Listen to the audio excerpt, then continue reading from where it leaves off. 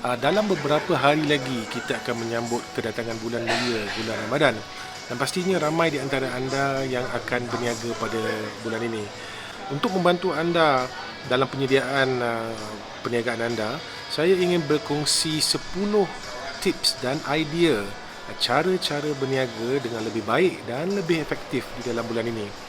Saya berharap agar tips-tips ini akan dapat membantu anda untuk mendapatkan hasil dan pulangan yang lebih lumayan.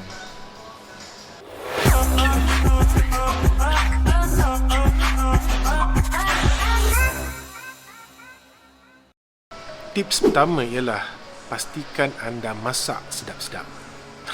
Saya tak cakap produk anda ataupun masakan anda tak sedap. Tapi tentu sekali dalam bulan Ramadan ini kita tidak dapat merasa masakan kita apabila kita masak. Jadi gunakanlah beberapa hari sebelum masuknya bulan Ramadan ini untuk kita testing produk kita. Masaklah untuk keluarga anda ataupun rakan-rakan anda, dan yang penting sekali rekodkan resepi masakan anda itu. Berapa gram garam, berapa gram gula digunakan, lada sulah, lada hitam, asam jawa dan sebagainya. Jadi apabila tiba masa untuk anda masak dan jual pada bulan Ramadan nanti, masakan anda itu akan lebih sentiasa konsisten rasanya. Tak terlalu masin, tak terlalu manis, masam dan sebagainya. Sering sekali kita lihat dalam sosial media sebelum bulan Ramadan ini, ramai yang akan komen supaya para peniaga pastikan masakan mereka sedap, kerana supaya mereka tidak hampa dengan masakan tersebut apabila tiba masa buka puasa nanti. Jadi jangan aniaya pelanggan kita, pastikan anda masak sedap-sedap dan konsisten. Tips kedua ialah jangan masak terlalu awal. Tahukah anda bahawa terdapat 2 syarat utama untuk bakteria membiak secara berleluasa? Pertama, keadaan sekeliling yang lembap ataupun berair, dan yang kedua ialah suhu di antara 5 ke 60 darjah Celsius atau lebih dikenali sebagai danger zone. Jika berlakunya 2 keadaan ini, bakteria dapat membiak dengan sangat cepat, dan jika pembiakan tersebut sampai ke satu tahap yang kritikal, iaitu kandungan bakteria yang sangat banyak, di sini akan terjadi keracunan makanan.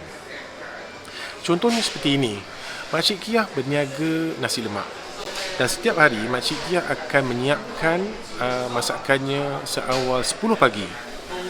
Kemudian Makcik Kiah akan buat kerja lain dan makanan tersebut akan dibiar di luar.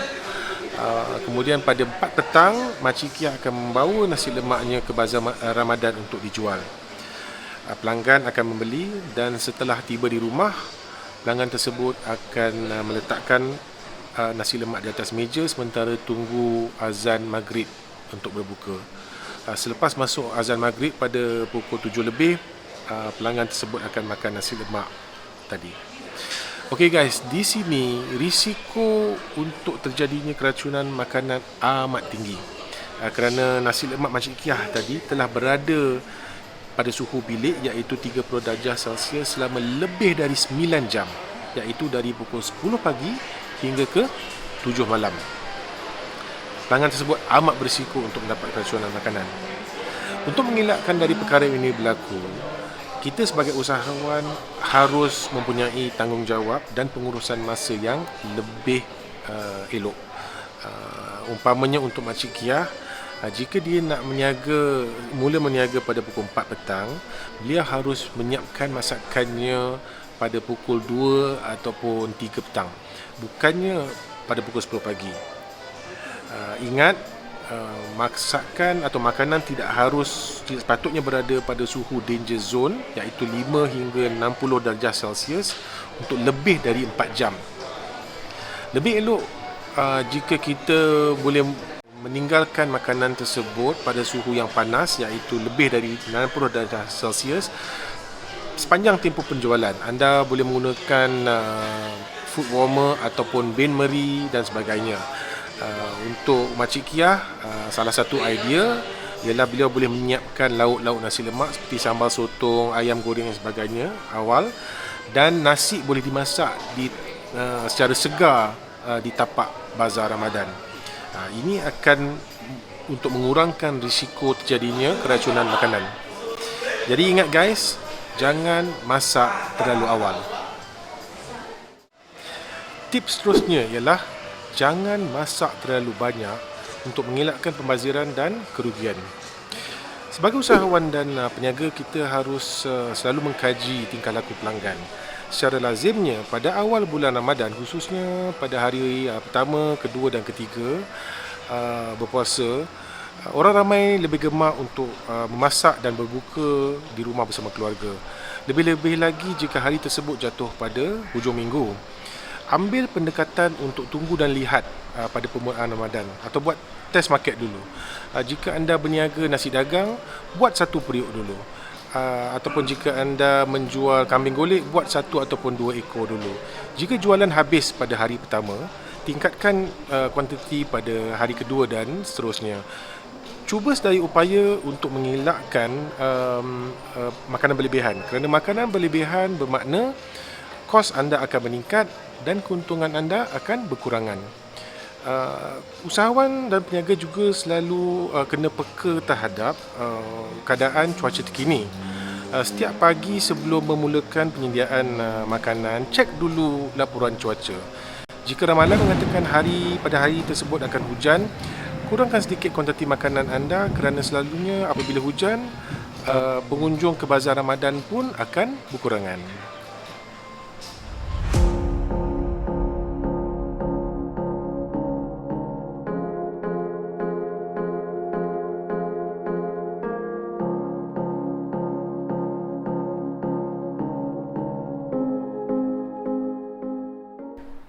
Anda tahu tak di mana lalat tu hinggap sebelum dihinggap di atas makanan anda? Tips seterusnya ialah pastikan makanan anda sentiasa tertutup. Guys, di mana ada makanan, di situ ada lalat. Dan di mana ada sampah sarap, di situ juga ada lalat.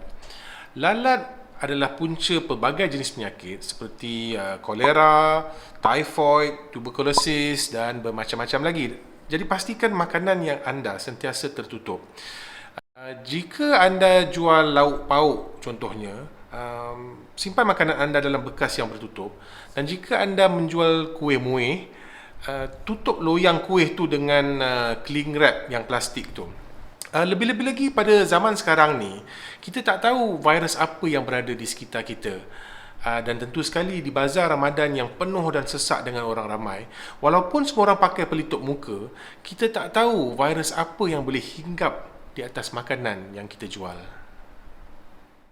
Tips kelima ialah beri nama yang unik dan menarik untuk produk makanan yang anda jual.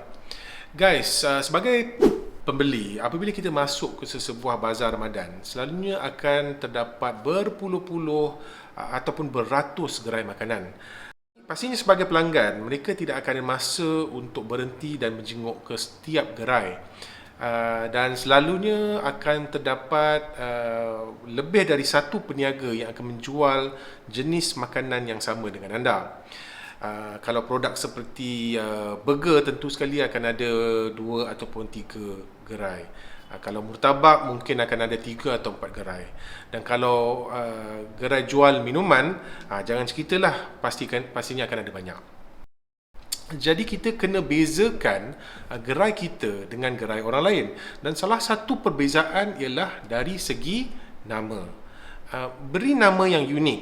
Contohnya jika anda jual nasi biryani, daripada anda hanya memaparkan di banner jualan anda tu hanya nasi biryani, cuba bagi nama nasi biryani Parameswara.